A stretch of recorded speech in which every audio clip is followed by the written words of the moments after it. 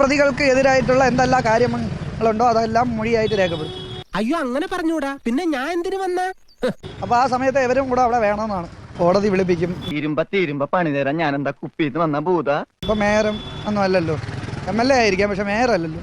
ധിക്കാരം പറഞ്ഞാലുണ്ടല്ലോ മനുഷ്യന്റെ ക്ഷമയ്ക്ക് അതിരൊക്കെ ഉണ്ട്. വിളിപ്പിക്കാതെ പിന്നെ സാധാരണപ്പെട്ടവന് നീതി വേണ്ടേ? അപ്പൊ നമ്മളും വിട്ടുകൊടുക്കാൻ പാടില്ലല്ലോ. അത് കൊള്ളാമല്ലോ. പാർട്ടിക്ക് പിൻബലമുള്ള ആൾക്കാർക്ക് മാത്രം, പാവപ്പെട്ട ഒരു പാർട്ടി ഇല്ലാത്ത ആൾക്കാർക്ക് ഒരു പിൻബലവും വേണ്ടേ? ആ പറഞ്ഞതാണ് ശരി.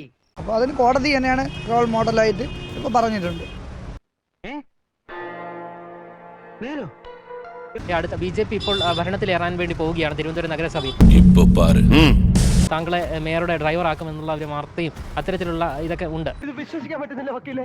ഇതുമായിട്ട് കേട്ടപ്പോ ആദ്യം എനിക്ക് വിശ്വസിക്കാൻ കഴിഞ്ഞില്ല. ഇത് സത്യമാണോ? അതിനോട് എങ്ങനെയാണ് പ്രതികരിക്കുന്നത്? അത് സത്യമാണോ അല്ലേ എന്നുള്ള ഇപ്പോൾ നിങ്ങൾ പറഞ്ഞപ്പോൾ മാത്രമാണ് എനിക്കറിയുന്നത്. തളരരുത് രാമൻകുട്ടി, തളരരുത്. കലാകാരനല്ലാത്തവരെ സമൂഹം അംഗീകരിക്കില്ല. നീ സമാധാനിക്കും. എൻ്റെ അടുത്ത് ആരും ചോദിച്ചിട്ടില്ല, പറഞ്ഞിട്ടുമില്ല.